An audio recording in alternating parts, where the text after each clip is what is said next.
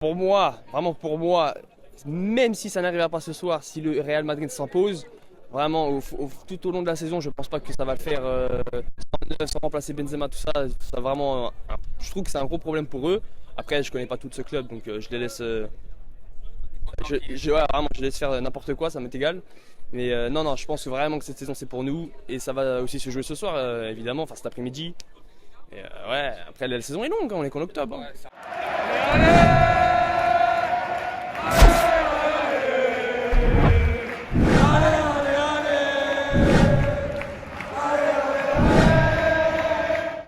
Bonjour à tous, bienvenue sur News Tiki Taka, bienvenue au Classico, benvingut al Classico, bienvenidos al Classico. Je suis avec Sacha, bonjour Sacha. Bah écoute, bonjour Pierre, comment ça va? Non, ça va super, voilà, bonne journée, il fait beau, c'est vrai qu'on a un peu peur du résultat, voilà, c'est pas les meilleurs auspices, mais en tout cas on est là et on va vous proposer du bon contenu. Salut Tanguy, comment ça va? Bah écoute, fort bien, il y a le cadre, il y a un gros match, on espère une victoire, on va voir, mais on a très hâte. Très bien, aujourd'hui vous verrez donc ce micro-trottoir spécial Classico. On va parler de beaucoup de choses, mais n'hésitez pas avant tout à liker la vidéo si vous l'avez aimé, à commenter ce que vous pensez des réponses de nos participants. Et allez, on commence. Et parce qu'on fait pas tout ça pour rien. Voilà.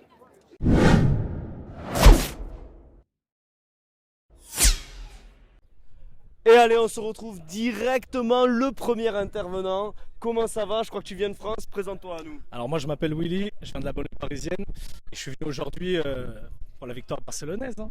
Salut à tous, comment tu t'appelles? Salut, moi c'est Bakary, je viens de Paris. Tu viens d'où Bakary? Moi je viens de Paris et je suis très souvent, je suis devenu socialiste il n'y a pas longtemps, donc je vais très souvent voir les matchs du Barça.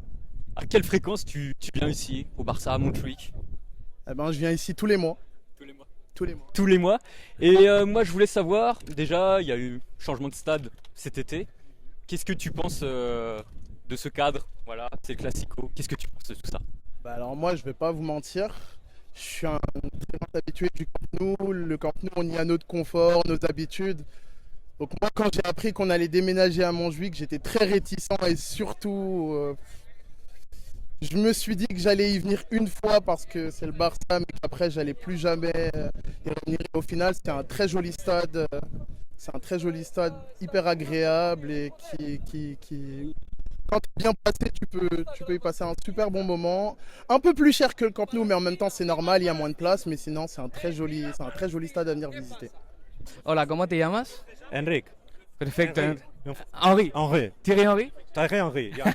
Très bien, très bien. Je voulais savoir, quería saber cuánto tiempo hace que sigues al Barça. Uf, desde pequeñito, o sea, desde que tengo uso de razón. Vale, ¿y eres socio o no? Bueno, yo tengo localidades aquí, sí, 3 localidades. Vale, pero je suis avec aujourd'hui. Slimane.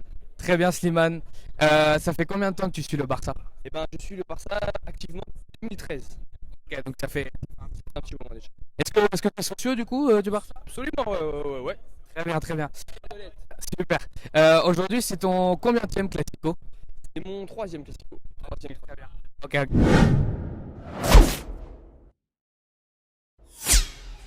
Je voulais savoir qu'est-ce que tu attends de la saison, c'est-à-dire au niveau des résultats, au niveau de tout ça. Sur ce match aussi, qu'est-ce que tu attends? Et du coup, peut-être en Ligue des Champions, le parcours que tu espères pour le Barça. Déjà, bah, je tiens à les féliciter pour le début de Ligue des Champions qui est excellent. Donc ça sent très bon pour la suite. Après, il faudra s'enflammer, on connaît. Pour la Liga, bon, on a eu les bonnes armes l'année dernière, ça s'est très bien passé. On a pété les records, on a tout tué. J'espère, bon évidemment c'est déjà mal embarqué par rapport au début de saison, par rapport à la saison dernière évidemment, mais on reste quand même à la course, même si Gérone n'a pas gagné hier, on va gagner ce soir, enfin cet après-midi, on va repasser devant, on va avoir le plein de confiance et on va aller chercher ce titre 2 années de suite encore. Donc toi, tu vises majoritairement la Ligue.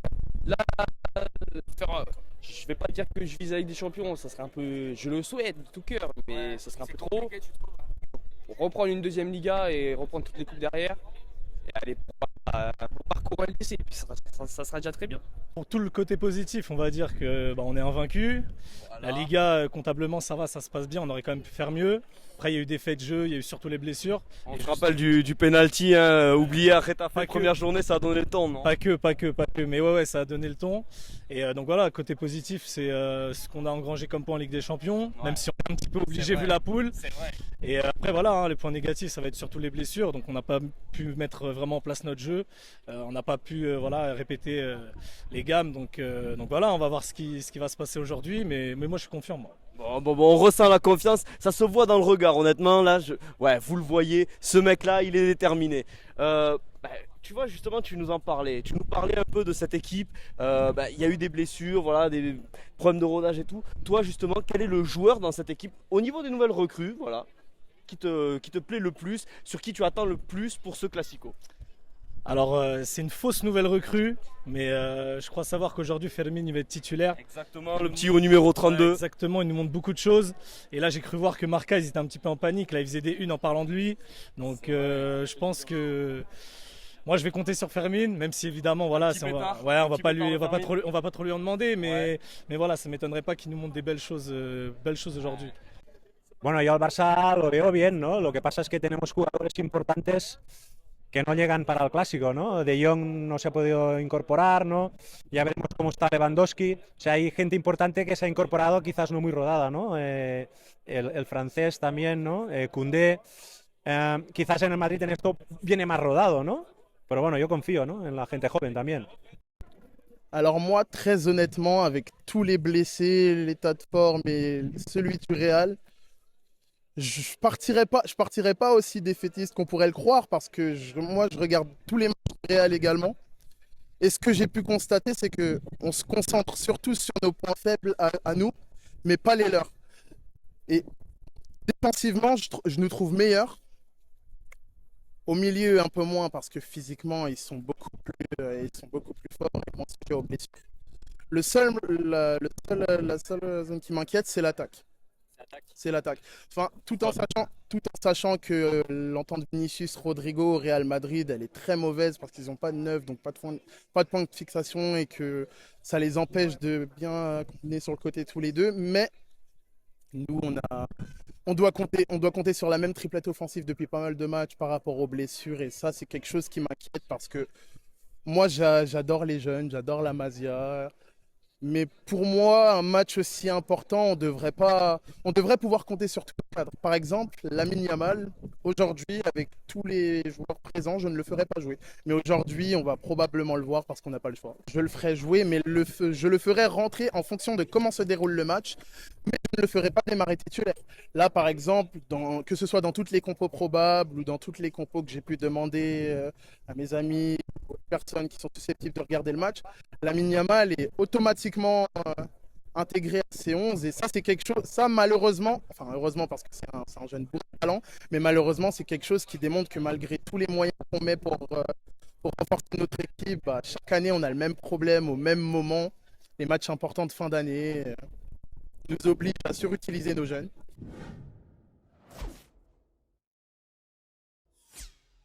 Je voulais parler des jeunes de la Masia qui cette année ont explosé. On a Lamine Yamal, on a Marc Guiu qui a marqué récemment, on a aussi tout ce qui est Gavi qu'on connaissait déjà, Baldé et tous les autres joueurs.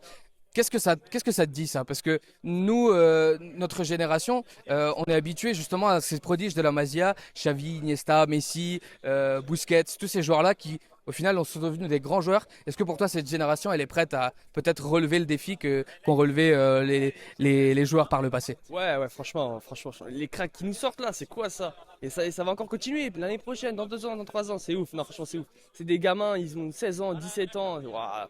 Franchement, c'est respectueux et ça montre la grandeur du FC Barcelone et de son centre de formation, la Masia, c'est un truc de ouf. Franchement, c'est un truc de ouf. Pues para mí la Masía es la clave del Barça. Yo creo que ahí es cuando tienes el ADN Barça.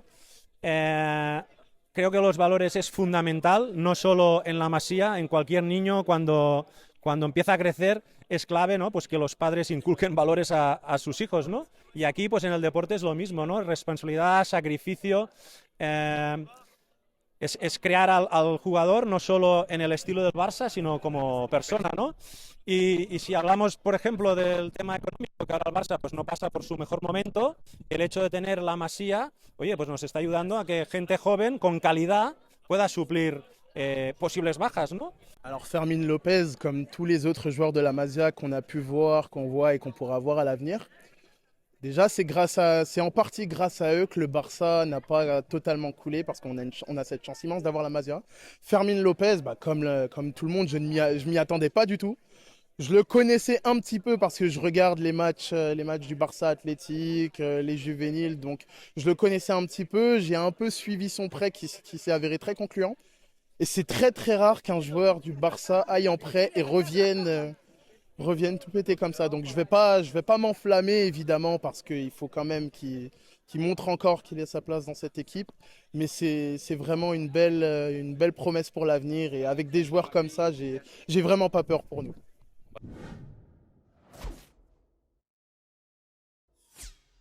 En tout cas, pour moi, vraiment pour moi, même si ça n'arrivera pas ce soir, si le Real Madrid s'impose, vraiment tout au long de la saison, je pense pas que ça va le faire sans remplacer Benzema, tout ça. Ça vraiment, je trouve que c'est un gros problème pour eux. Après, je connais pas tout ce club, donc je les laisse, ouais, vraiment, je laisse faire n'importe quoi, ça m'est égal. Mais non, je pense vraiment que cette saison c'est pour nous et ça va aussi se jouer ce soir, évidemment, enfin cet après-midi. Et, ouais, après la saison est longue, on est qu'en octobre. Hein.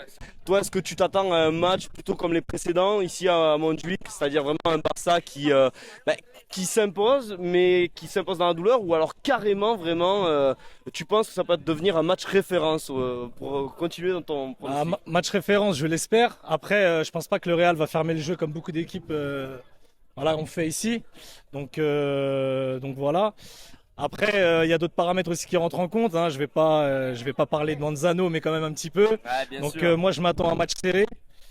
Je pense qu'on les aura sur la fin. Moi, je pronostique malheureusement un petit rouge pour nous.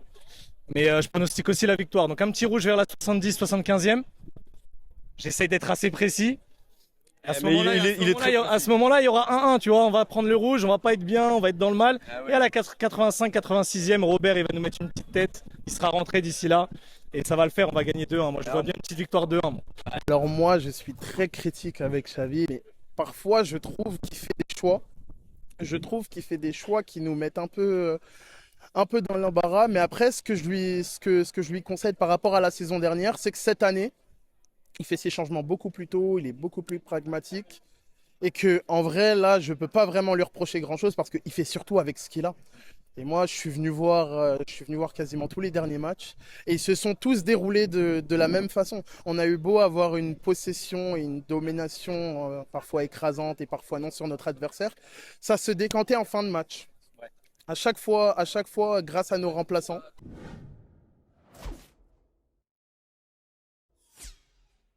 ¿Tú qué opinas? ¿Existe en Barcelona, en España, este madridismo sociológico? Yo, si existe o no, no lo sé, no tengo la verdad absoluta.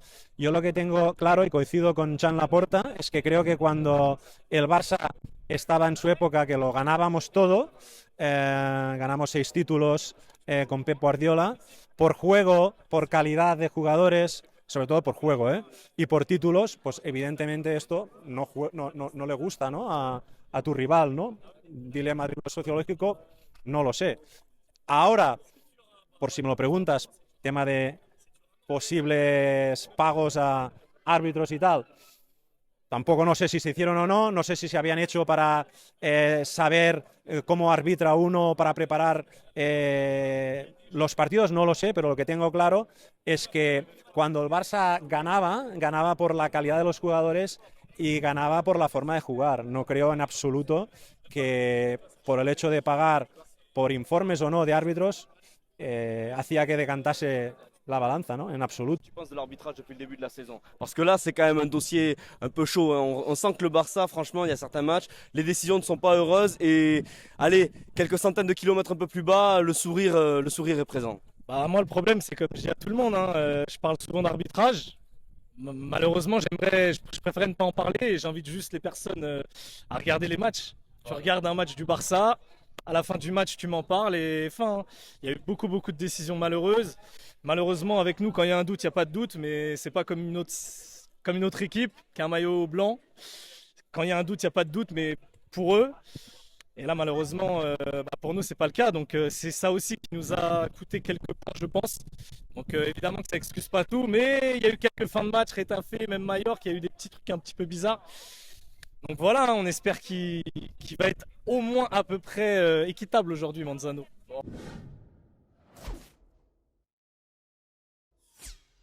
Je voulais parler de Joao Félix et Joao Cancelo. C'est des joueurs qui ont apporté énormément au Barça dans ce début de saison. Et je voulais savoir justement, ils sont en prêt, donc il y a toujours cette crainte de que l'année prochaine ils partent. Est-ce que toi tu penses qu'un prix raisonnable, ce serait peut-être, je sais pas moi, 40 millions pour un de ces deux joueurs? Ou alors comment tu vois les choses justement? Est-ce que tu es prêt à faire un gros effort financier pour que les deux restent au Barça l'année prochaine? Au vu de la situation et au vu du fait que les deux souhaitent prolonger et même rester encore un petit moment, ouais, faut poser le chèque et vraiment ils sont super, pardon. Et ça se voit, ils kiffent la ville, le club, tout, ils sont à donf. Et ça fait plaisir de voir des joueurs aussi importants parce que c'est vraiment des cracks, hein, franchement. Enfin, des cracks, ils sont super chauds quoi. Et non, faut les prendre. Et Laporta, tonton, il va prendre des chèques et... Non, il va trouver. Bueno, pero tú harías un esfuerzo económico por los dos?